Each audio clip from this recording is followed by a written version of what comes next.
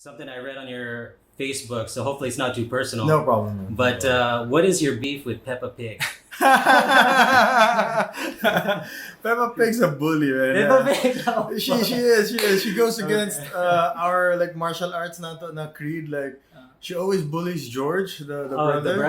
Like George, you can't play with us, right? And George wants, I want to play with my ate, and then no, you can't play with ate. It was such a no dinosaurs. Like, no dinosaurs. You can't play in the mud. When her dad like says, "Don't play in the mud," then she jumps on the mud. Oh yeah. That pig is that pig's an asshole. Wait a minute, Peppa's a girl? Yeah. I didn't even know that. I thought it was a dude.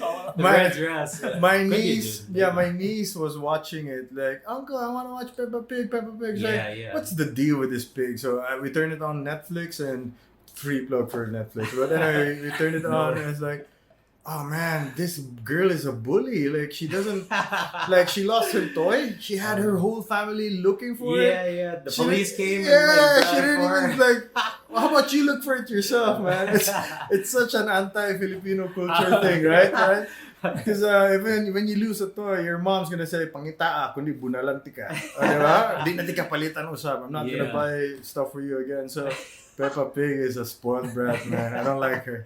So no Peppa Pig in your gym? No. We'll see. Yeah, the young one is coming. We'll talk another couple years, and we'll see how you feel about Peppa Pig. Right? That's kind of scary. Yeah, that's kind of scary. Paw Patrol, Peppa Pig. Paw Patrol's nice, but it's too brainwashing. Like, you have a daughter, right? And have you seen Wiggles? No. Man, I've seen that. This is Australian group that dances, sings, like they sing and dance everything. Yeah. Oh man, don't let your daughter watch. You're gonna get stuck on that. So anyway, thanks for having me here, man. Ross and Ross. Glad to have you here. It's a little bit of pressure when you say insightful. I have no insight whatsoever. Well, expanding any practice to the point you have now is.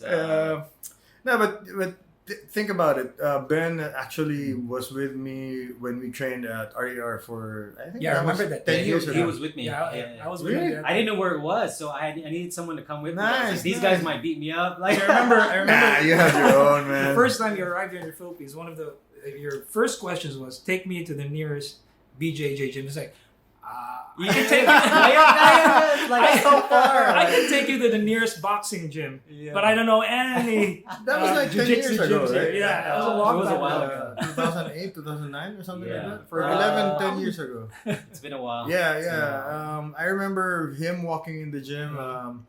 He had a white belt on, but he had a blue belt in his bag. He doesn't think I saw that. I forgot it, man. I'll never forget that because I was like, who's this kid fooling? Bilang sa airplano. Yeah, right. Bakakun guy. I was like, why does he have a blue belt and then wearing a white belt and he rolls like a senior? Because at that time, I think blue belt was the highest rank in the city. Really? Oh, was that right? Yeah. Blue belt was the highest rank in the city. I didn't even know that. I think it was the first blue belt here was Momon Fortich. Oh yeah. Okay. Yeah, but he trains like half of the year he's in Manila, half of the year he's here. Now he's a third of the time of the year he's in Siargao now. So he's got his own place. Yeah, he's got his own gym now. Yeah. So basically, when we trained with him and in the Grecias, like Sulasurno and Gab and Greg, I think the highest level back then was blue belt. Okay. So we were white belts. We were the legitimate white belts, not you. Yeah. Not you. You were a lying white belt. So what comes after? But it white doesn't belt? matter. Is it The purple? belt doesn't matter. Or Blue? I know blue, white, Blue, and purple. White, Blue, purple, Oh, brown, or green black. if you're underage. Yeah, or orange. Or there are some gyms though that I think some gyms in the country have older green belts. I don't know. I think each school has their belts. own. Yeah, sure. Maybe like has their own teenage belting system. green belts. Yeah. Sure. No, I mean adult green Oh, belts, adult. like masters in okay. green belts. So it's more like Taekwondo belting. I don't know how they belted it, but but their system kind of works. They compete in blue belt divisions and. Okay. So that's the thing. We should get into some belt talk later. Yeah, sure. One thing I wanted to bring up was I'm actually pretty curious about was the Kuya Fish. Is it Arch Foundation? Oh, all right. So Kuya Fish, I don't even the heads of the foundation, I think I'm just pulling all of this information out of my ass. Okay, So sure. I'm not into specifics, but I mean, what is that program for? so yeah, so Gordon Griffith and his wife are, I think, heads of ministries here in Cagayan de Oro. They live in Makasandig area. So they used to have a feeding program, and then they took care of the kids right in their backyard. So I think they belong to Kuya Fish Foundation, but this program that they had their kids with us is I think over the wall foundation thing. I'm not sure if it's even a legitimate foundation, but what they're doing is they're spending time teaching these kids and the families hygiene, manners, like discipline, and basically I think they're trying to bring them in their church. Okay. So I mean, religion is for another day, but for these guys, I think they're doing a lot of good because a lot of these kids, when they came to us at first, they didn't know how to follow rules because they grew up in an area where there were no rules, right? So they were made to fend off in the streets. So stuff like that. So basically, I just volunteered to have a time for them that if they were good the whole week, so they could train in Jiu Jitsu and they get free gis, they get time. Yeah, so actually spend a lot of time with these kids, and the feedback from their parents and every Saturday. It's just awesome because they say maayo na kay batasan. None of them went into fights after they joined the program. Oh yeah. Yeah, I mean, can really see an improvement. Yeah, 95% not fought anymore. So they held great. back. They have restraint because they know they can kick the other kid's ass. So yeah, I keep on telling them, do this to your classmates, but not to your friends outside the gym. Yeah, because they adapt pretty well. They start arm dragging. Yeah, like exactly. So like a few kids are even into like the rough stuff, like the flying arm bars and stuff. Oh it's sure, like, of course. Oh, man. Doing that? Yeah. Probably on their beds, you know. Yeah, exactly. And they don't fear getting hurt, you know, because they're young. They're 10, 8 years old, 9 years old, and I'm like, oh man, I have so much back pain after teaching that kids class. Yeah. So nobody lasted long volunteering with me. So like, I understand you, so I'm not gonna force anybody. So they've been with us for a year now. Okay. Yeah, so I think that really shows kind of how you've expanded, not just with additional academies or associations. You've expanded it into this kind of community building foundation, which is You've great. always been there, right? Every Saturday, right? I try to make the kids class. I mean, you're early for your class, which is great for a coach. Coach Ben is awesome. So he's early for your classes, so you see the development, right? When you see me shouting at them sometimes, or fall in line. They fall in line, you know. So Pamina, Pamina. That's how I learned that. That's what that means. Pamina, because it's they have so much energy, but in the beginning it was great. In the beginning it was rough though, because like why can't I just punch the guy? They keep asking, diba? Pwede man ako siya sipaon, coach. Ano din lang ako sipaon? Oh, you have to explain like what are the rules? Why can't you heel hook this guy? You know. So no, I'm not teaching kids heel hooks, guys. So not yet. But not yet. Soon. But it was funny. It was funny how they started. So they were like empty clay, not formless clay, and then now they're like slowly defining their game, slowly defining the characters. I like how they bow, they fall in line now. Even falling in line was a chore. Yeah. I mean, and then you can really see the difference just with falling. And I'm happy that we have 2 gray belts now. So basically, they have their seniors. Yeah. And then they keep on asking, when am I gonna compete? I was like, man, we don't have local competitions as much as we would want. Yeah, well, that's a problem too, right? With them in-house. We did. Oh, we did. And you saw the battle hunger. Oh yeah, that was the in-house. It's like they didn't want to tap out. It's like, oh man, I can just break each other's exactly. I can just imagine them going into a comp, man. Yeah, it was scary. Like, no cranking. Yeah, they go for it. Yeah, they go for it. They go for everything. It's like, but it was fun. So they're excited now. I'm just concerned where I can bring these kids to compete soon in the future. So hopefully the Iligan branch and the Malaybalay branches would have kids of their own in the future, so we can have a bigger in-house comp.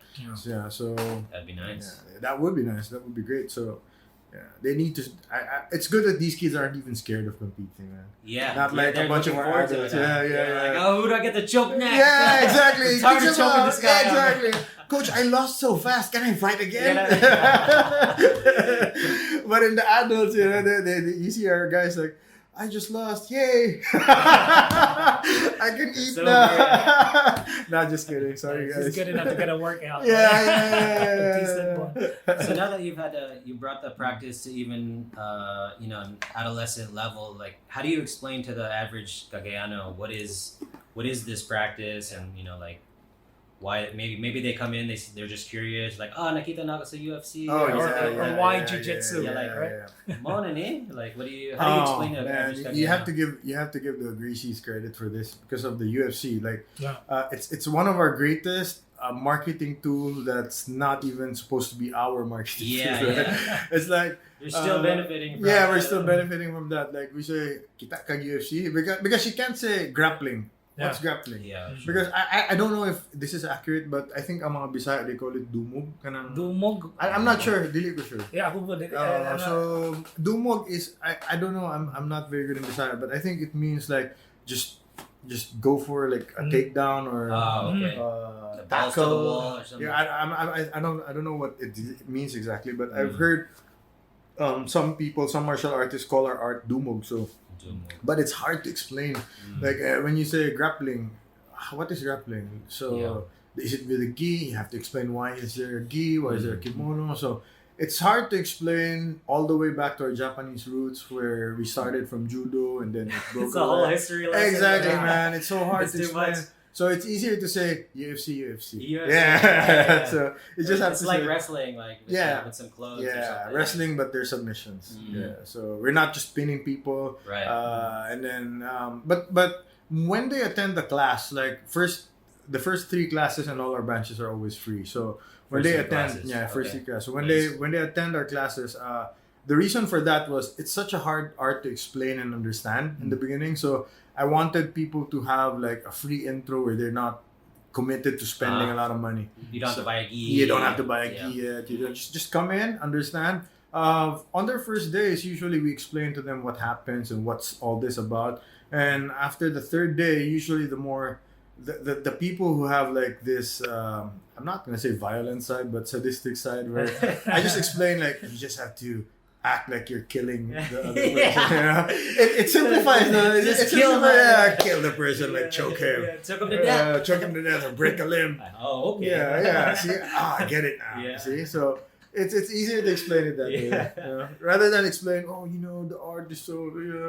Nah, let's get to the philosophy thing like after a year and. It's not the WWE though. Like No. It's the class. The pile driver. Yeah. So the people who may be listening would be thinking, "This guy's crazy." No, we're actually very peaceful. Like we've had, I think, older practitioners now more than ever. Like we have a couple of guys, 45 plus. I even had a 60-plus-year-old woman come in. Yeah.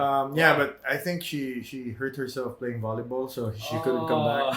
Yeah. So. But the thing with that is, I think we're doing a good thing. We're doing the right thing of breaking the people into the art, not confusing them with so much details, and just explaining to them, okay, bit by bit. For now, this is your goal. Like, don't let him pass your guard.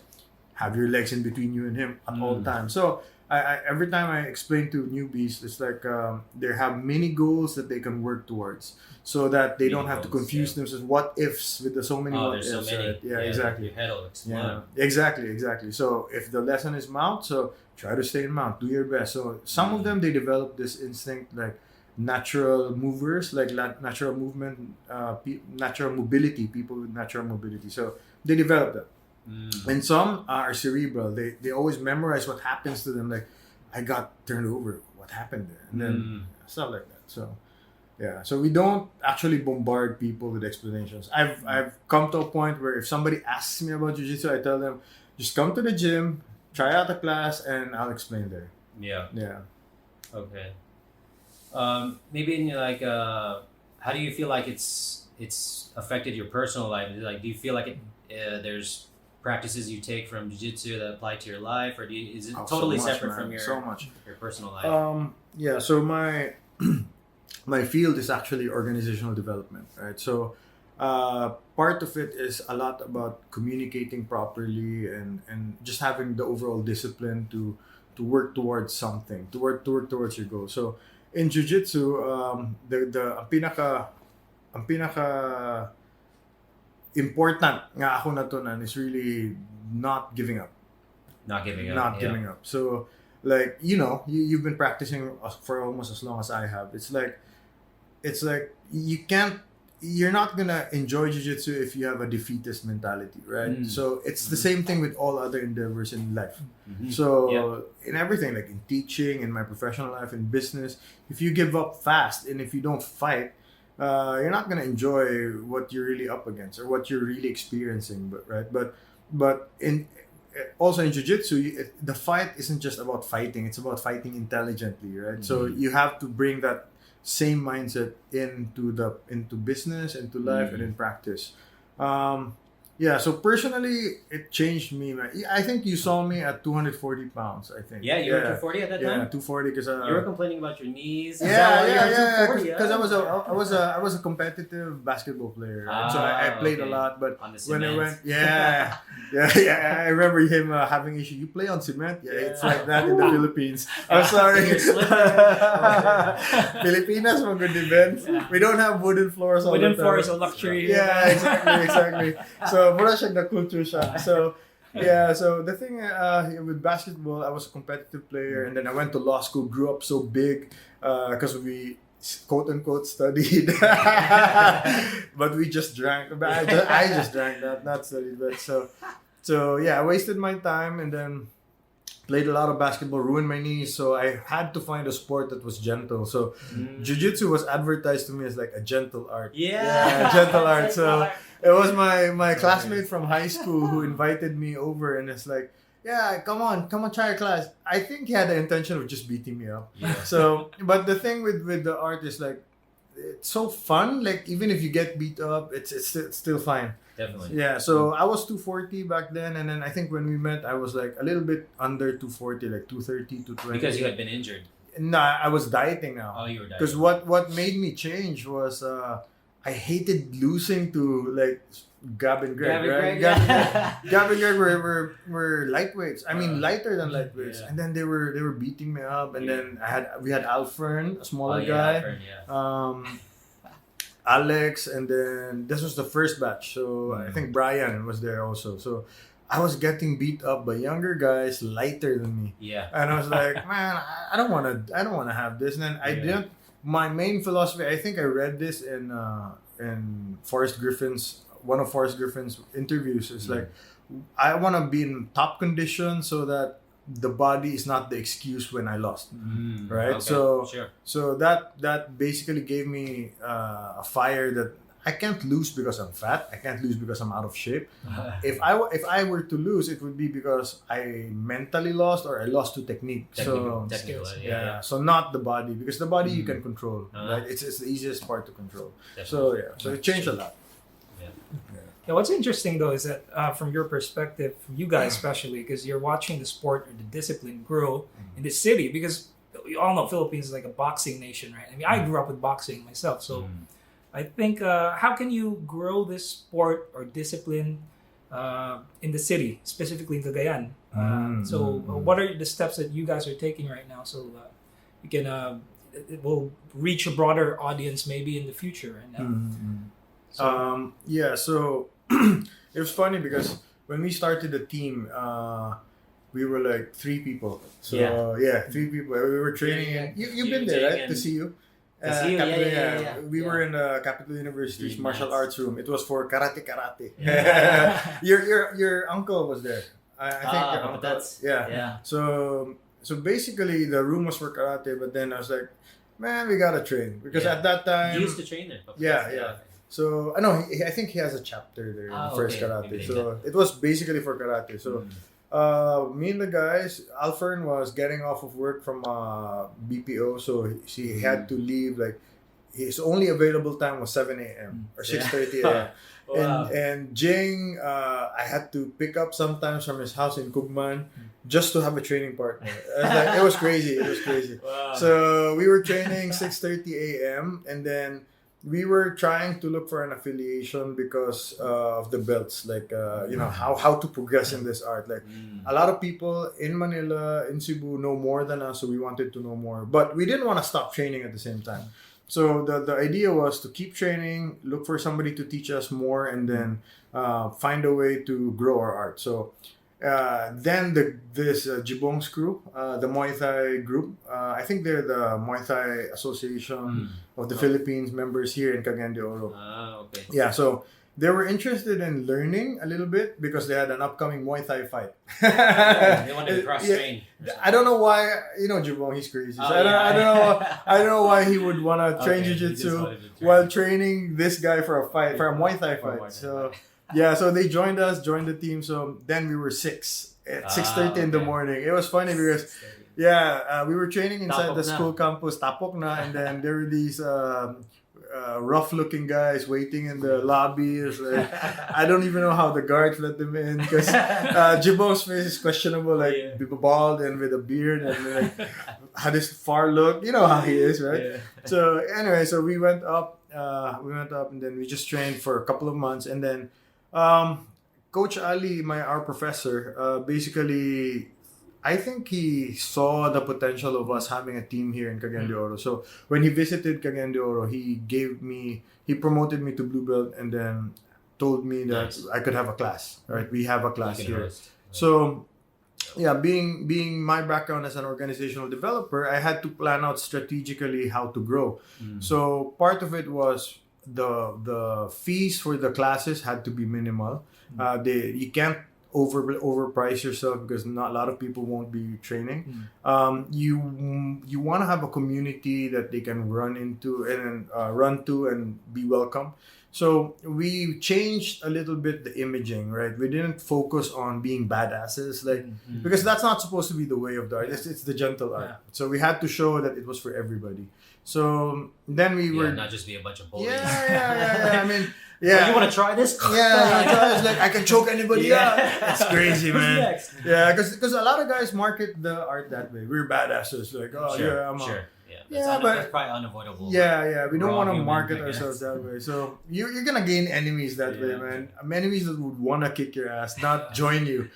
So. That was the idea, was to get people together. Get people together. So Coach Ali went for a seminar here, and it's that seminar was well received for a first time seminar here in Cagayan de Oro by a world class black belt. I think there were 47 attendees, and that was a good number. 47. And those were like first timers. A lot of them were first timers. So I think only 10 were with us, with the team, the training. Were those all people that you guys advertised to? Yeah. Or just all your friends and come to the seminar? CGY Fit at that time, headed by Nikki, was well promoted. So we had so many people asking questions. So it was a good turnout. And to this day, I think Gino and Jigs are still practicing. They were part of that first day seminar. Oh, yeah. So...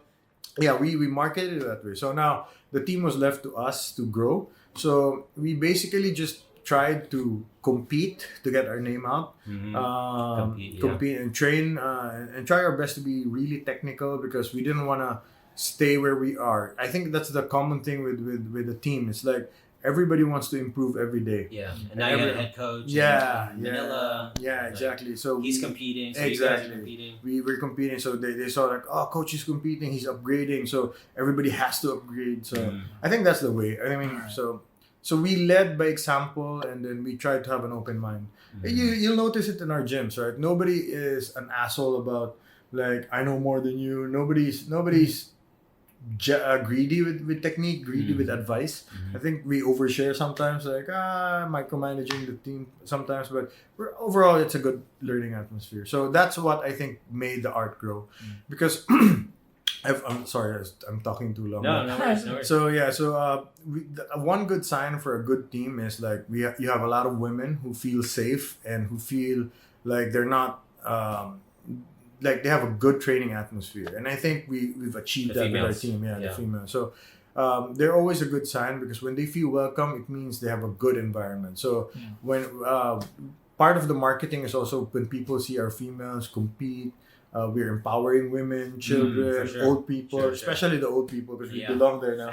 So yeah, the environment is empowering basically. So is it too late to start in your 40s? No, do you think? No. Okay, all right. It's not, man. There's this. For those who are wondering, we have a beloved training partner. We call him Korean Oppa.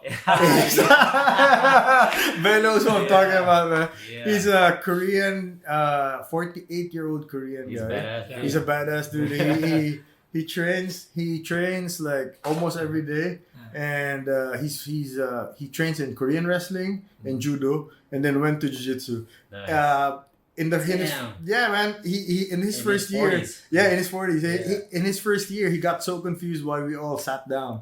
Nobody wanted to stand up with him because he's been used to judo. Yeah. Have you seen what he did to this judo guy? It's man, he threw him like every minute for twice every minute for like the whole round. I was like, oh, brutal takedowns. And then he took him down and then smashed through the ribs. He's so strong, man. What is he like? 70 plus kilos? Yeah, 70 kilos, but has the strength of 100 kilo guy. Yeah, feels like it. Yeah, so he crushes me, dude. Yeah, and then he's like, I think he has this mentality when he rolls like, I'm gonna get killed. Might as well kill you too. Yeah. Something like that. He's never gonna hear this anyway. Yeah, so it's never too late to learn. Yeah. Since you've gone from first being led with Coach Ali to now kind of like leading your own way with the local scene, you're going as far as Iligan, Malay Balay. Like, how is that? Is that affecting your training, or is that making your coaching better? Like, what do you? Oh yeah. How do you see it? It's amazing how when you reach like a certain experience level. I'm not saying I'm good, but when you improve in your coaching, you get to see how you got to go back to what worked. Like it takes you back. Like when I went to Iligan, Malay Balay, it's a good feeling where a lot of things you take for granted here in Cagayan de Oro, and then you have to re-explain because they're a new team. Yeah. They're a new team. There's an. We have a visitor. So Free flow, man. So here's the thing is, you get to relearn a lot of things. You were with me there, right? They're good. They can survive on their own. In Iligan and Malay Balay, especially with Coach Jing there, man. They're good. It's just that for me as a coach, it's good to revisit a lot of things like even like a basic arm bar. I mean, you take it for granted so much here in Cagayan de Oro because you have a lot of seniors. You don't need to explain so many things already. But in Iligan, a lot they're being led by our coach Ram. He's a great guy, but the experience says a lot. Like you have to share that experience that you have. Like I'm sure you know this. Like the arm bar that you did when you were a white belt is so different from what you do now, for right? sure. Exactly. Yeah. So that change, that what makes it easier for you now, you have to explain it to them so that they can learn faster also. They can their eyes like, oh yeah, I understand now. So this is what you do. Yeah, so, otherwise you're useless. Exactly. What are you coaching for? Yeah, exactly. So that's the thing with the other teams, with our affiliates. It's like it's fun to have to go back to the roots. Like you take for granted a simple pass, like a simple guard pass, but then some people are new to that pass, so it takes you back, forces you to rewire your basics, forces you to reevaluate what you do and what you do is good, what correct you do is bad. Things if you have to. Exactly. Sometimes, a lot of times, you're gonna have to do that. Yeah, exactly. I was doing that wrong the whole time, but now that I have to explain it, it's like, oh yeah, you need to do this. Yes, exactly. And then our body adapts in a weird way. So like things that we couldn't do like 2 years ago, we can do now. So it's why can you do it now? So you have to break it down as a coach, and then you have to explain that to the students so they don't have to wait for 2 years. Right? So stuff like that. So they're not spazzing out all the time. Exactly. So I think that's one of the reasons why our growth is so fast. So they have the luxury of learning from our mistakes. Yeah. So like we've done so many bad things over the years. Yeah. Like so. But I like what you're saying about it's kind of like lifting up their awareness. You know, Yeah. bringing their awareness up to this certain level that you get, so that they don't have to be so naive. Yeah, because a lot of about jiu-jitsu is about. I'm only speaking as an 11-year practitioner. I'm not a black belt, so I'm just speaking it from my own experience though. But there's so many things that need to be showed to you, shown to you, right? I mean, it's not like you're gonna get it on your own. Especially like a little hip twitch here, like a little detail on the grip here. You never see it. Yeah, you'd never see it on your own. Like a lot of our guys ask questions, and then I keep thinking to myself, man, this is common sense. But that's my favorite line. This is common sense. You just have to. But then I realized that when I was I was them when I was practicing, when I was a white belt, I couldn't see the same thing because I was so caught up in what I had to do at that moment. So. Yeah, so awareness is so much in jiu-jitsu. Like, so you get harder to fight, especially if you're more aware. Right? The level of calm, too. Yeah, and again, you can't rely on YouTube University alone. That's another lesson. I know a lot of people. Just watching YouTube. Have you tried YouTube training? Not once. That's why I'm interested. I'm interested. I'm a fan. I'm a big fan of MMA. I'm not really a hardcore one, but I'm a casual fan of it. Yeah, we watch UFC. Nice. That's why I want to enroll, because I want to understand the ground game. That's one thing that I really lack in knowledge, because I'm more of a boxing. I was more of a boxing guy. I mean, boxing and striking. We're in Asia. Striking is huge here. I love striking. I used to start boxing. I boxed for 9 years before I went to jiu-jitsu. Yeah, nothing wrong with boxing. Yeah, I love striking. It's just that my knees couldn't handle the twisting of the knee. So that's why I had to go to jiu-jitsu. I'm still doing striking now, like once a week on my own. I do shadow boxing. I have these drills written out. That's why I'm so tired all the time. I don't want to waste all my years in striking just to forget it, you know. So I keep investing in it a little bit, but so don't study from YouTube. That's the thing. That's the number one. So you can go straight to Atos now. We're called Forge now. So okay. So. But basically, don't try to learn by yourself. You can, but it's always good to have a legitimate person who will tell you. When I say legitimate, it's always good to have somebody who went through it, who trained properly, who not necessarily competed, but more like trained the right way to teach you, right? Not just I mean, not even I don't. The lineage says a lot about a practitioner, but it's not even. It can, but even the belt, also not. So the belt is more of like an indicator of what a person should know, right? But so when you learn, try to learn from somebody who's been through it, not like question their credentials, question their experience, because a lot of guys can carry like brown belts, purple belts, blue belts, then didn't have the right experience, like didn't invest the right time. So, well, to each his own. What kind of time is, would you say someone wants to know, like, how much time am I going to have to put into this to, start competing or something like that? Oh, man. It's a funny story, man, because when we started out with Atos, first year in Atos, we had people who wanted to compete after a week of training. Yeah, vicious. It's funny. After a week. I was a blue belt back then, back 2014. I was a blue belt back then. So I was like, as a coach, I was like, man, I love the tenacity of this guy. So go ahead. So it was a bad move on our part. We didn't allow, but I told the guy, actually it was a month, not a week, a month after. But he was talking about competing after a week. That's still pretty short. Yeah, still pretty short. But he talked about competing after a week. I was like, man, don't. I kept on saying don't compete yet. Yeah. After a month, he's like, Coach, I'm gonna I'm gonna leave. I'm gonna leave for the States. I might not be able to compete ever again. And I was like, so it was like a special case. I was like, really? You wanna? It's an international sport. Yeah. And I was like, you wanna risk your life after a month of competing? I was like, I told him, so we'll just make a game plan. So we made him drill, and he and the funny thing, man, he almost won. Oh yeah. He lost by one match. An advantage. Oh okay. He just lost by an advantage. Not bad, right? Yeah. But that guy's a warrior. So anyway, that was the craziest time put in for a competition that I ever allowed ever. But that never happened. Never happened again.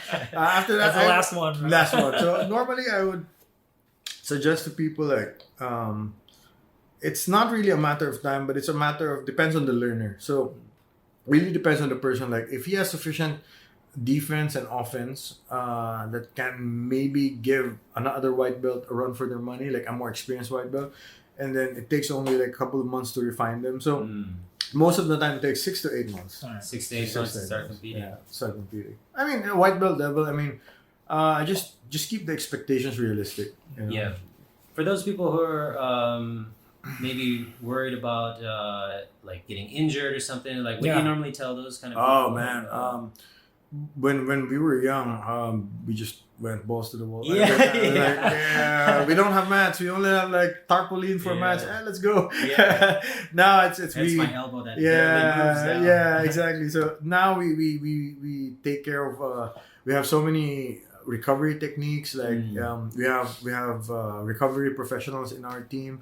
It's lucky that we have a mobility trainer, we have doctors, we have nurses, we have physical therapists. There's a PT there. And Doc JB is a orthopedic surgeon, and he's also a PT undergrad. So so all is into blading, stretching, so yoga. So we have a lot of people who focuses on recovery. So but my personal take on that is that don't force anything and just be honest with how you train. Like if something doesn't feel right, just stop. Just stop. Or doesn't like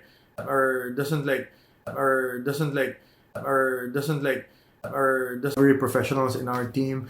It's lucky that we have a mobility trainer, we have doctors, we have nurses, we have physical therapists. There's a PT there. And Doc JB is a orthopedic surgeon, and he's also a PT undergrad. So so all is into blading, stretching, so yoga. So we have a lot of people who focuses on recovery. So but my personal take on that is that don't force anything and just be honest with how you train. Like if something doesn't feel right, just stop. Just stop. Or doesn't like. Sometimes a lot of white belts, like they or beginners in the sport, they forget that they're human. It's like nobody's gonna break my arm. It's like then they get a dose of reality when it really happens. So so you have to be stretching, invest in stretching. You're big on that. Invest in mobility drills. So a lot of go ahead. Over the years we've seen so many people come and go. It's like it's always curious to know like what would keep people long term, because I don't know how many people that were training in CGY that are not training with us anymore. Well, in fairness, a lot of people no one quit because of injury. We have thank God. Hopefully that doesn't happen to us, but we have 100%. No, all of us get injured, but all of us get injured. It's part of the combat sport. Especially if we train for competition where spirits are high. Like everybody wants to put it on the line. Exactly. Like nobody gets 2 points. So don't allow him. Don't accept the sweep. So a lot of people so much energy and intensity. So we get injured, like minor injuries, but nobody quit because of injury in our team right now. So I'm happy to. I'm happy. That's a good record so far in our 6-year existence. I'm hoping it will continue. So I keep on telling the guys, like, invest in recovery, sleep properly, eat properly, stretch properly, move. There's so many things about mobility that's so underrated. Have you found something particular that keeps people around? Like, do they have to connect in a certain way with jiu-jitsu? Or like some people, they just don't get it or they don't like it because it's too much hugging or something? Oh yeah, that's always gonna be other people's sweat is not for me. It's like a lot of people always say that. You get that from the Kagay-anons? And then some of them, I don't know. Some people don't like to be touched, So that's for them. That's their call. But nobody. We just try to make it as fun as possible. The learning as fun as possible. So I think it's normal in all jiu-jitsu teams to have like a high walk-in rate but a low what do you call this? Like kanang mortality rate ba na siya? Ang tawag na. Like a lot of people walk in, only a few stay. It's always like that. Yeah, so I don't know what that's called. but the people who stay, are dedicated. So yeah, I'm happy. Like this year alone, we've had like 6 to 8 new white belts in Axis alone. Yeah, and then they're dedicated, man. Nice. And it's funny. So it's growing ang number of enrollees. Yeah, so the life cycle of a jiu-jitsu team is always like January to August. It's gonna be uphill. Always like attendance is good. When the Burr months come, like September, I don't know. They're trying to hibernate for Christmas. Nobody comes on Saturday. Competitions are done. And holidays. Everybody wants to get fat. So shopping. So I think that's always been the life cycle. And then plus, a lot of people, they don't understand that it's a lifestyle. So when they get into it and they get a blue belt, they quit. Right? Blue beltitis is real. It is real. You've seen that. It's real. Yeah, we have a few in our team. It's not now. No offense to them, but sure. A lot of people. And then a lot of people just keep that as their goal. Like if I get to blue belt, I'm done. It's like it's that's for them. They don't see the. I don't know if they don't. I'm sure they miss it, but I think a lot more important things are happening in their life right now. Yeah, sure. Or even for casual fight fans, even I think, in my opinion, ang jiu-jitsu ang pinaka underappreciated nga aspects sa MMA. Because when people usually watch fights, MMA fights to be specific, when it goes to the ground, like, pangit kayo. Yes, pero people forget. Ang perception, but people forget who won the first UFC. Yeah. It was a crazy, right? Was it voice? Going back to the history, that's why I got interested in jiu-jitsu, because all I knew was boxing, Muay Thai maybe. I'm not a practitioner, but I do understand the basics of striking. That's when I really tried to learn, at least in principle, jiu-jitsu and how effective it is in MMA. Definitely. So you think Filipinos should put more emphasis on their ground game to be more effective in MMA? Yeah, that's a good point. All high level UFC practitioners, MMA practitioners have a ground game, like a legitimate ground game. Nobody is exempt. Like at least know how to defend. Like everybody knows ground. So it's an essential part of MMA. It's just the sad part here in the country is that MMA and grappling is taught differently because we come from a striking background as a country. Like you said, like boxing fans, like even karate. Karate has deep roots here. Taekwondo. Muay Thai is gaining ground. So we're not actually a grappling based country. So when you try to say MMA, there's you know how it is, man. You know how it is to train. It's so hard to have two masters, right? It's so hard to split yourself. Like I want to be a master in jiu-jitsu and I want to be a master in striking. The subject matter is too big. Lifetime. It'll take a lifetime. A couple of lifetimes. So you can't. I think that's the problem where the problem lies. So a lot of MMA practitioners, when they're really good at Muay Thai or any striking art, it's hard for them to say, okay, I want to relearn. I want to go back to being a beginner and relearn jiu-jitsu. Plus, there are not much jiu-jitsu guys who are willing to be MMA trainers, because I don't know if it pays well. I don't know if it's a career path here in the country. I don't know, but a lot of high-level jiu-jitsu guys in the country rarely dabble in MMA now. Like only a few gyms, like I think 1 or 2 in the country, if I'm not mistaken, have a solid MMA grappling program. Okay. Like it's hard. It's hard. Like we have like Gladiator MMA is with us. So Divisoria. yeah, so we try to. Is Victor still there? No, he's back with Muma. Oh, But okay. yeah, he's back in Muma. Anyway, we try to create a grappling for MMA program. Yeah, so it's difficult. It's difficult it's difficult to sell to strikers the grappler's life.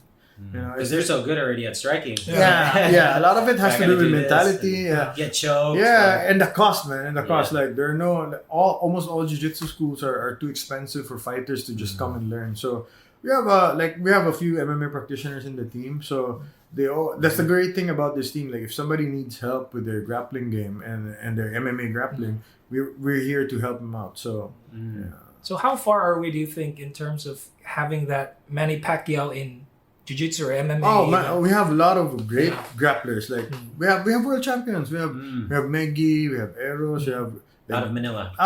Yeah. We have even here we have in Cagayan, right? You have some players or international champion, right? International first place. Me and Mariel went out of the country to compete. So yeah, that's good to know.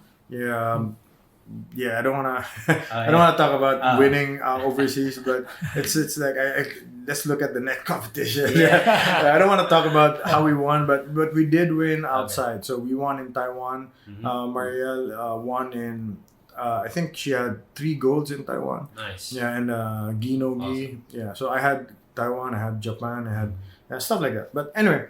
So we have great grapplers here in the country. Like all of them from Manila, like in the Philippine team. Like we have a really strong grappling program. SEA Games, right? SEA Games, yeah. SEA Games. I think we dominated the SEA Games in grappling. We're the leading country in grappling, in Jiu-Jitsu. But when it comes to MMA, I think the crossover is not that frequent.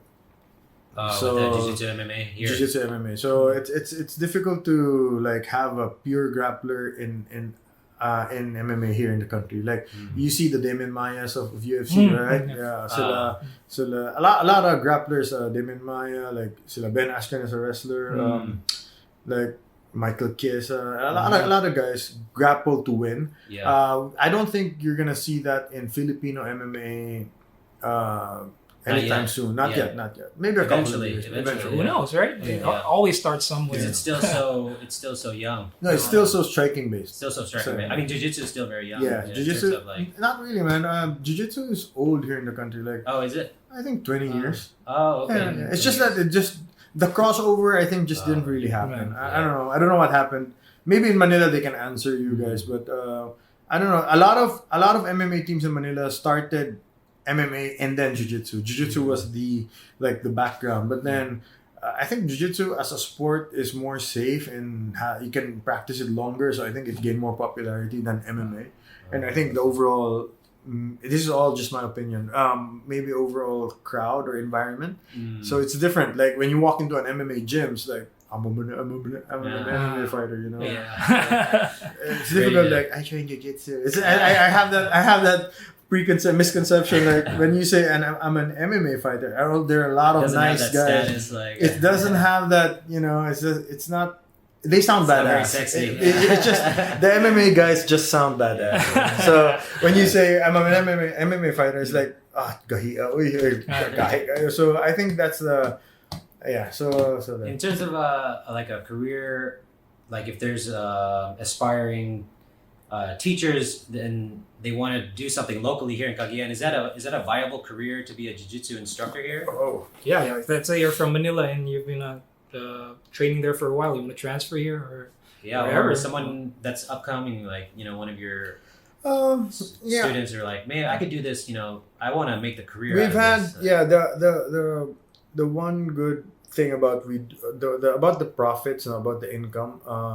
It can be a good income generating you can make a living. Yeah, you can make a living out of it. Okay, but that's good. I just don't think it can be like a solo source of income. Like I'm always a believer in this is the businessman side of me. It's like I always believe in multiple sources of income. Like diversify your income. So and your income generation. It's common sense. Yeah, exactly. So why put all your eggs in one basket? Like you can learn so many skills, right?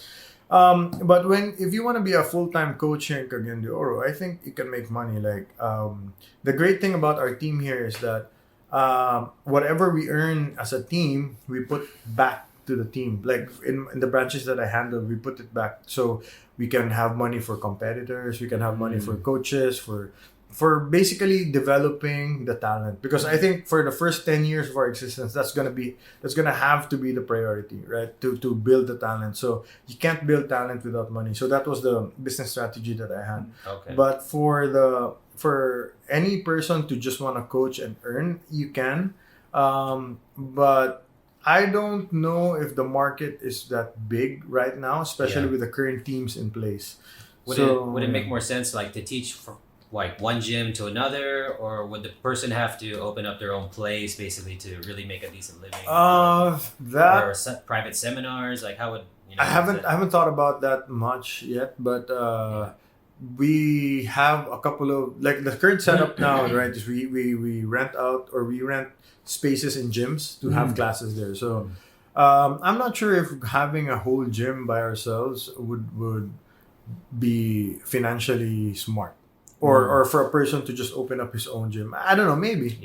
I don't know. Because of the market's not that because big? of the market's not that big, and at the same time, rent is too high, maybe. Rent's too high in the city? Yeah, especially if you try to put up something in the city. So what works so far are partnerships between gyms and like what the big gyms are doing. That's what's working in the city. So we need more cooperation. Yeah, always. So the city's too small to be an exclusive thing. We all have to be included in each other's growth. Okay. And the private lessons aren't very popular. It's just that we haven't really offered the private lessons. Okay. I keep on telling the coaches like they haven't tried. You can offer private lessons. Just inform me of we have a uniform rate. Yeah. But the problem is we answer so many questions during class and after class. They don't need the private lessons, right? Because when I trained a couple of times in the US, you can't ask too many questions because they'll say, you want to have a private lesson? You want to have a private session? That's means for income for them. So I've only had like 3 private sessions. And these are from people who didn't want to go to the gym. I see. So basically that's the only. Just like one-on-one, or was it like? It was for a group. It was a group of people. Group of people. So that was 2 or 3 times. Yeah. So basically, I just did that, and it got too tiring for me. I didn't care for the money. It's like, I'm gonna earn, but I don't have enough time, energy left to roll in class. So maybe next time, something like that. But it's an offer. It's a business. It's a business that they can get into, the coaches, but I'm not sure if they're into it as well. Because, like I said, anybody can ask anybody questions. Yeah. So you wouldn't have to go to their house to do private lessons. They would come to the gym and do one-on-one or something like that. That's generally how it worked. The one private session I had was with my friend. I invited him over to the gym. It was a time where there were no classes. We had our class there. I see. That was one time. Second time was I went to the house. So I brought mats with me. Kapoy. Yeah, kapoy kayo. Just bringing the mats, kapoy kayo. Hey, yours, right? Yeah, exactly. My one. Yeah. So I had to carry a lot of that stuff. Yeah, that's a pain in the ass. Exactly. By yourself, or you had someone help I had somebody to help me. So I was like, kapuya. So I'm never gonna do this again. Yeah. So that wouldn't be practical for someone to think like I can do private home sessions or something. Like they would have to come to you. I mean, if they had their own mats, I would. I mean, I'm not gonna bring out. If the house had their own mats. Yeah, no problem. So you have no gi days, right? In your gym, so you don't have to, as for now, or at least, but how much does a gi cost? Just for people to know. Yeah, like a basic one.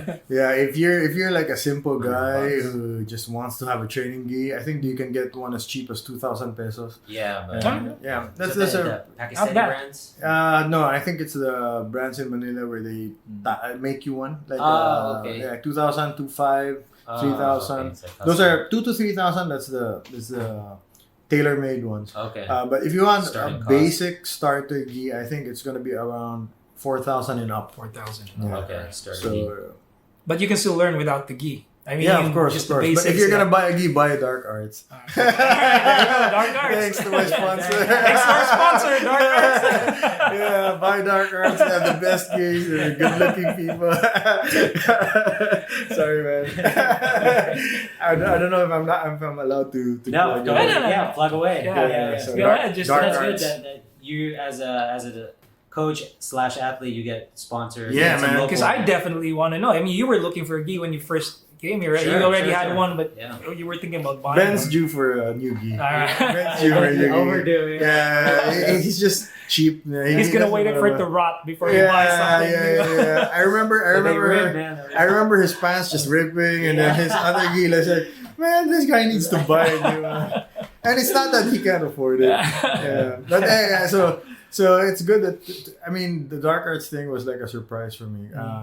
I don't know why I got sponsored, but it's fun to have a sponsor. It's not just the free stuff, but you're very active. I mean, I was. You're reffing. Yeah. So coaching, and then you're also competing. So yeah. So my face is out there. Yeah. So it's not so much the stuff. It's really the recognition, man. That got to me. It's like, hey, you're good enough to have a sponsor. Like, yay! Yeah. So we have a couple of guys also who are sponsored now in the team. So I'm happy for them. Like Marielle is sponsored now.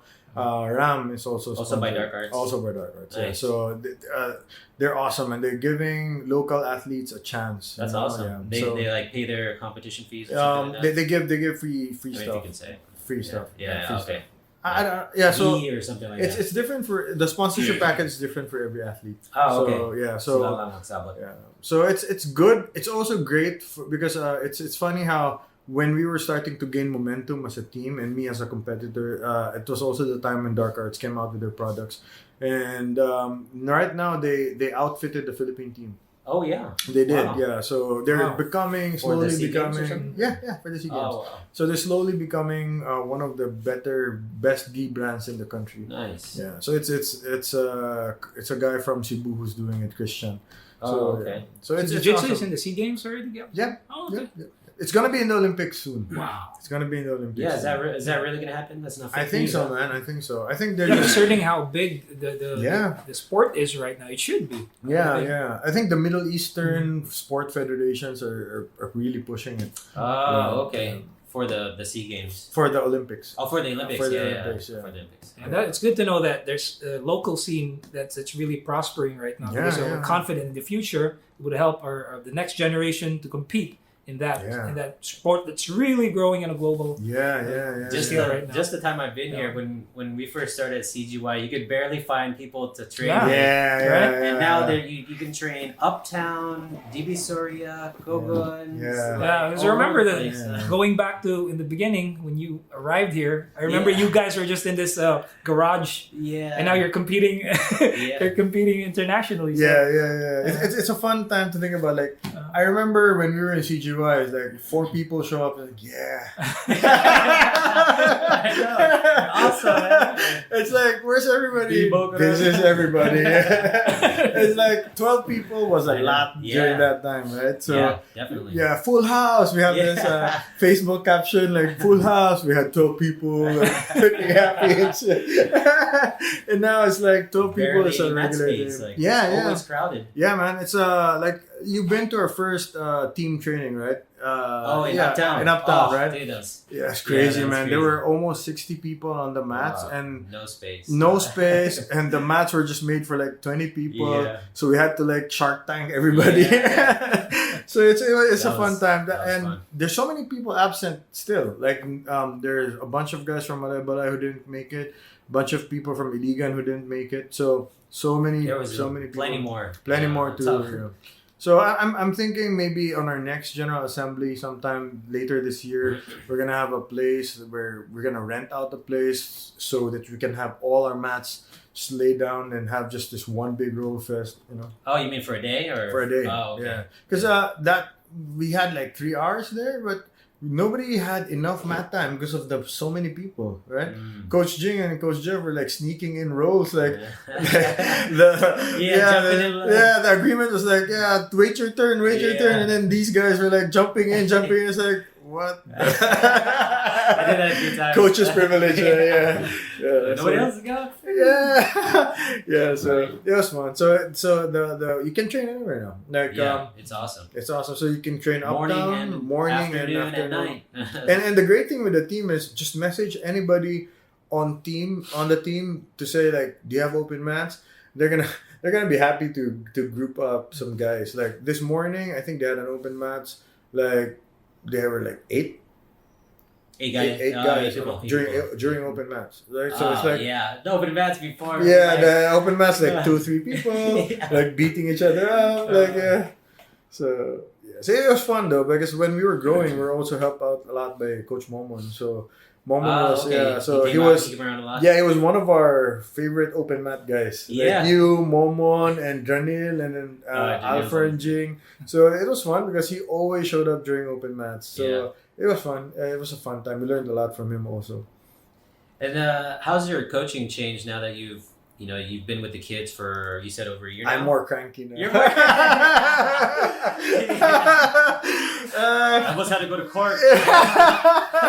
It's like I noticed that I have to raise my voice a lot now. Man. It's like, oh god, it's not even with the kids because I think all my patience runs out with the kids. Mahurot ba?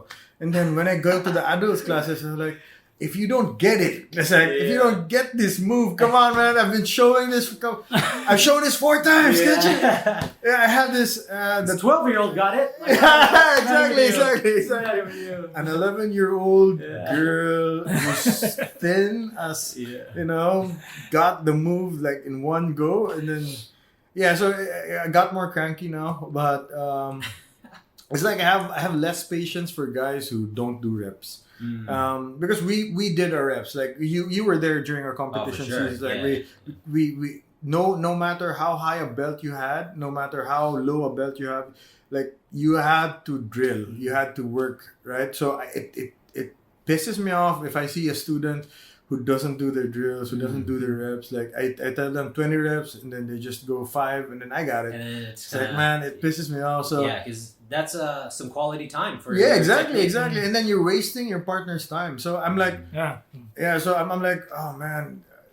Before I would just let it go, right? Before, but now it's like, oh man, I'm gonna make you feel your reps. After I'm gonna make you feel you didn't do your reps after you. So some of the kids, they'll just kind of like lie down. Get up, man. Get up. Exactly. It's like when they listen, they don't even go to the side where you're showing the technique.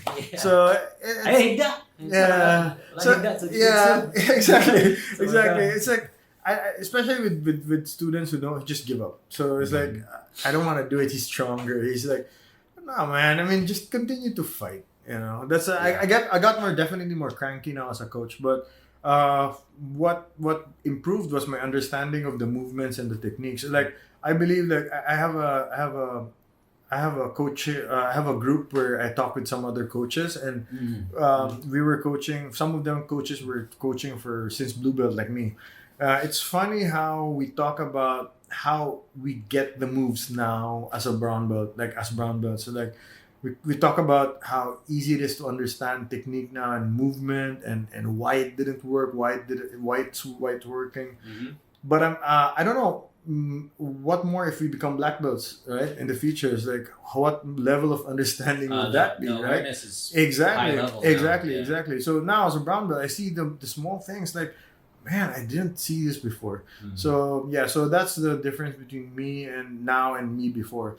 Like I get to read people better, get to read the technique better now. That's the great thing about the practice of jiu-jitsu is it's very it's a mental exercise as well as a physical exercise. It's super. You get to train both, and that's the fun thing about it. Versus like you're playing baseball or something like that, you just have to throw something in the right spot at the right time. It's like not that.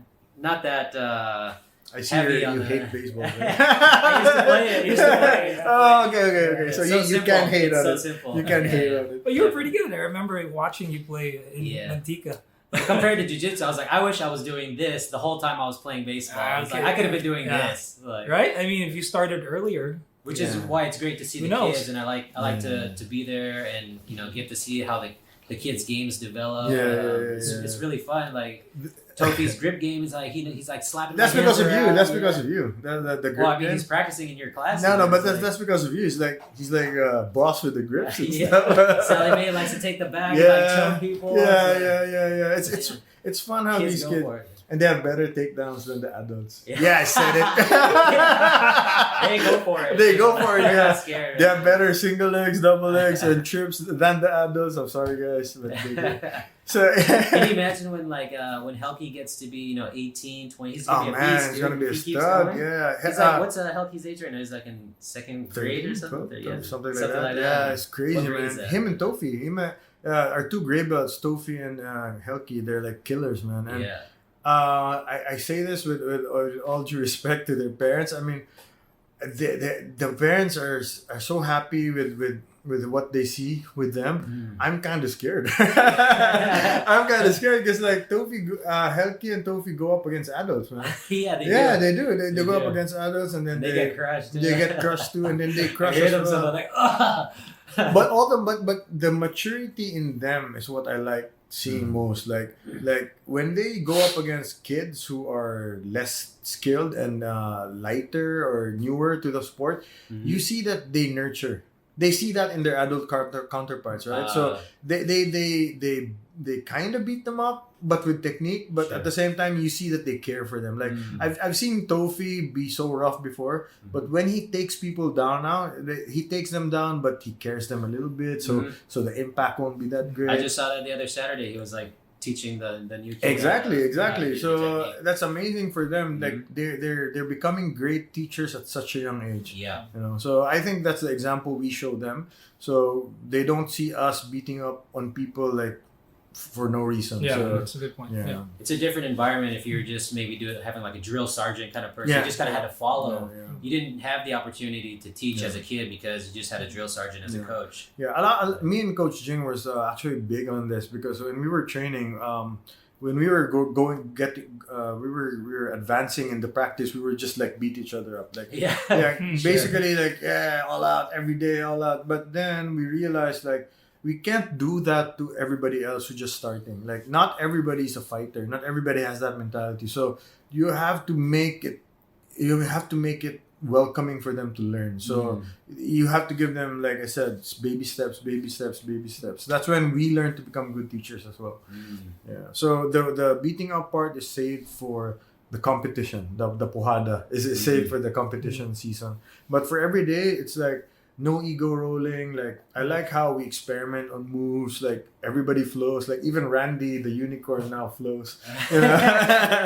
I used to hate him. Like when he asks me for a roll, like I see him like across the mats giving me eye to eye contact, and like, oh god, I'm gonna get back pains again. But now he's learning to flow, man. He's like. I think he learned it from your class when you just focus on breathing, you focus on just flowing. The fundamentals. The fundamentals, yeah. He didn't feel like he had to beat everybody up every single time. He used to be like that. Oh man, he would go used all to. out. He's sometimes like that. When he sees me healthy, he's like, Coach, you feeling okay?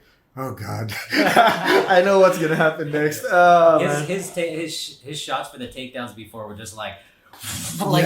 Yeah. It's like me going for my favorite food, sinigang. It's like, yeah, it's mine.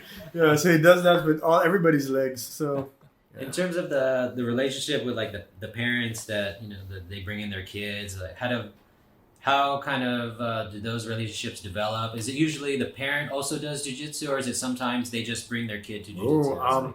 The kids did jiu-jitsu first. And then jiu-jitsu first because like I said, it was a free program for so for everybody who's listening, bring your kids to Axis at 4 p.m. every Saturday. It's a free kids class. So just stay tuned for our page for announcements if there are cancellations or changes. But anyway, the parents started after their kids started.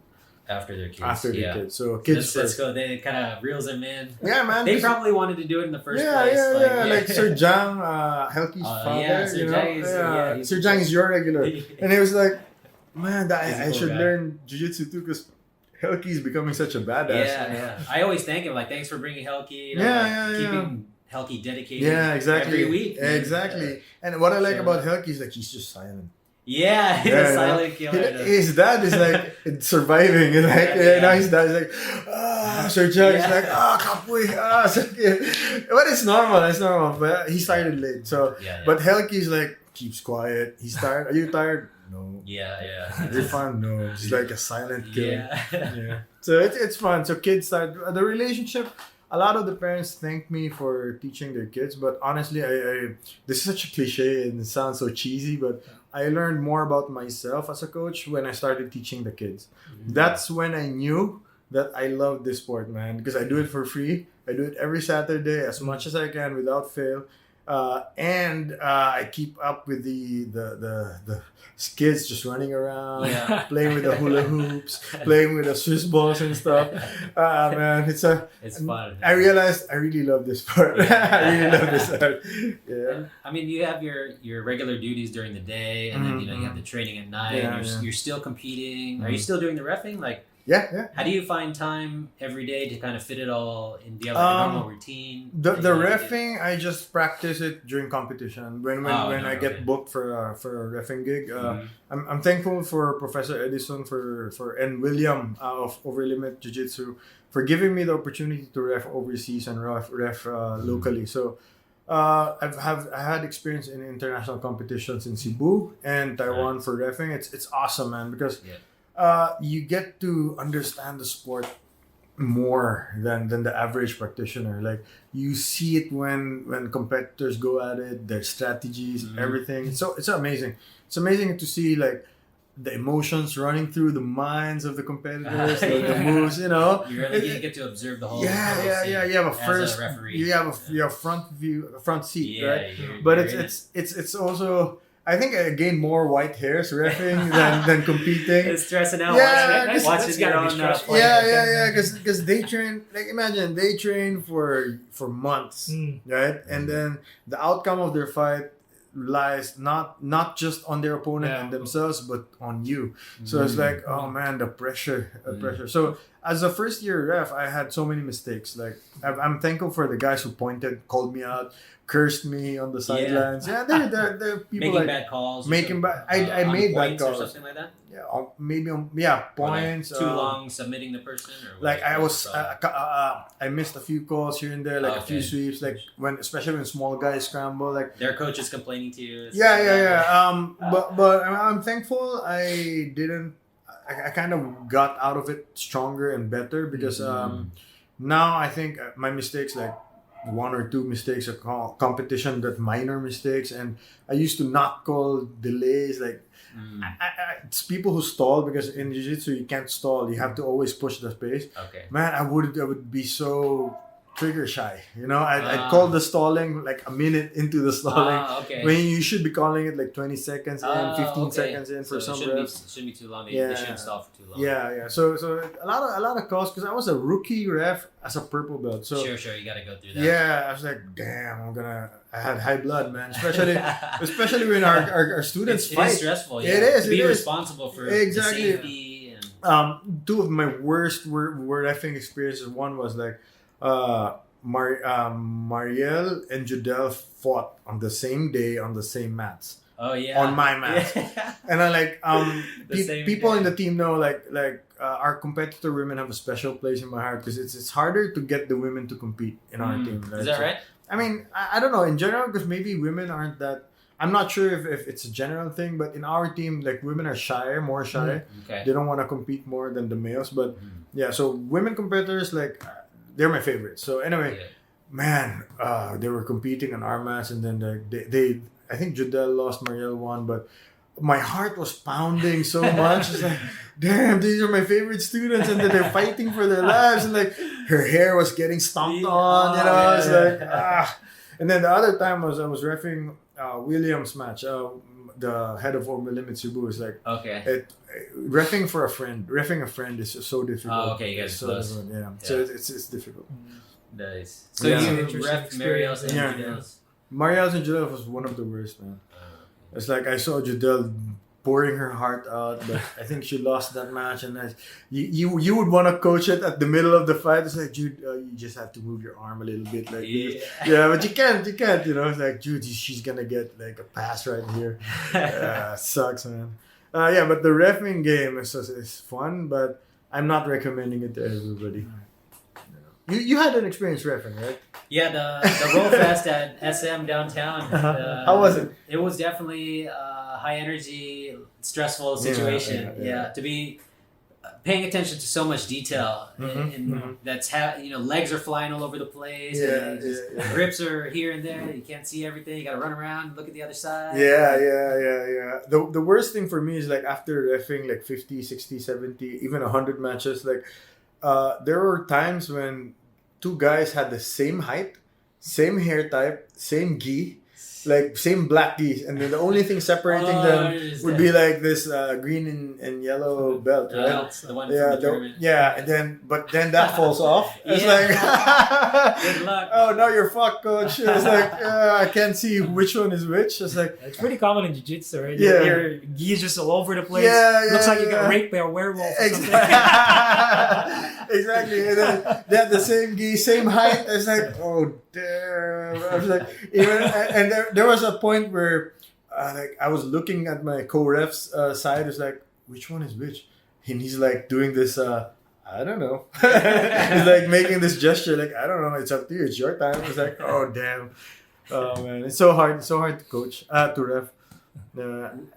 With the kids, how do you kind of what's your approach to enforcing the discipline with the kids? Is it like because it's obviously during that time it's only that 1 hour a week that you're with them. So are there things you tell them to do off the mats that kind of enforces the discipline? Like, do you bother with that kind of stuff? Because before the class, when they come in early, and almost always they go late, right? So they talk about their classes. They talk about what happened to them at school, and they always talk about like, so what happened, coach? I got bullied, but I didn't fight him. It's like so they share that with you. They share everything. So we explain everything, like how jiu-jitsu is related to their way of life now. So like, good for you, you didn't hurt him because that this could have happened. Like, it's always good to exercise restraint, just avoid a fight, run away, and you did your homework good because now they have a fighting mentality. They don't just say, I want to play. Now they understand that they have to do reps, they have to do drills. So that translates to their schoolwork, that translates to them as kids. They follow their parents better. But most of the time, these kids, they don't just train in the kids class though. So they also invade the adults class sometimes. So I told them they're always welcome with the adults. So some of the kids they train with the adults. So they see. All you have to be is consistent. So as a coach, when you're strict, you have to be strict the whole time for everybody, not just for one person, not just for... Sure, there are people who are coached differently, but your rules are supposed to be like hard. Like, the rules are there. Sundon gid siya no matter what. So yeah, they see that. The kids see that. So as a new competitor coming into jiu-jitsu, like let's say I'm still in high school or something in the local Cagayan schools, and do you recommend that they cross train somewhere like in sports center, Pilay Sports Center, or like how do you kind of, because everyone's on a budget, especially the kids, right? They have to they have their own daily expenses, and then the cost of competing, like how did the kids do you see the younger kids handle that when they're going to school? And competing at the same time. Do you have a lot of those? What do you mean? Scholars? No, not just the scholars, but kids in general, like going to Xavier, going to Corpus High School or something. Do you get those students coming in and being active athletes during class time? I've had students like Rafa, for example, used to train with us when he was in high school. Oh, okay. So he started in high school. We had Paul from CU, Capital University, who trained with us for a bunch of months. But if they really wanted to pursue jiu-jitsu, we have so many branches that offer student rates. Okay, Like that's in good. Access, we offer like I think it's 900 pesos for one whole month, unlimited 900 training. pesos for one Yeah, month training. so it's not that. Not bad. If you count it, like it's like 80 pesos per session, session. something like that, Yeah. right? Mhm. So it's not that big a deal, the expenses. But I think the biggest problem with these kids right now, not a problem, but their challenge is to be focused because there's so many things going on with their life. We're lucky that For sure. Rafa focused with jiu-jitsu, Mm. right? Jiu-jitsu became his thing. Mhm. Unlike some kids, like they have video games, they have social lives, they have like lots of things to worry about on social media, like their friends, ilang high school, uyab, I don't know, lag, and discovering themselves. It's an awkward time. It's a weird time for them. So to have something as constant and as I don't know, disciplining as jiu-jitsu for them, it's a weird thing. So if some kids fall into that category where they train with us regularly, it's good for them. But as to the price, I think they have so many options now to train. It's affordable for students. It's affordable. It's Yeah. affordable. It's good. Yeah. So there you go, folks. If ever you're interested, what was that? Just to recap everything. Number 1, no Peppa Pig. Do the drills. Don't be a bully. Don't be a And don't be a bully. bully. Yeah, that should be number on top of the Do list. jiu-jitsu. Don't be a Right? bully. Oh man, Peppa Pig is gonna go after me in my dreams. Like, Coach Popo, you asshole. We'll see if you avoid it in 2 years. We'll talk. We'll probably brainwash our kid. Maybe with a hip hop evolution or something like that. No, nothing. No Peppa Pig. Or just go back to Barney. Maybe a little bit of Sopranos. Or, yeah. You're on Twitter or Instagram? No, I'm on Yeah, Facebook how and can people Instagram. reach you? Yeah, so just search for my Facebook account. Yeah, Facebook account Facebook Popo account, Juarez. yeah. Okay. POPOJUAREZ. So just write in POPO Juarez, and if you see like this handsome guy on the picture, Yeah. that's me.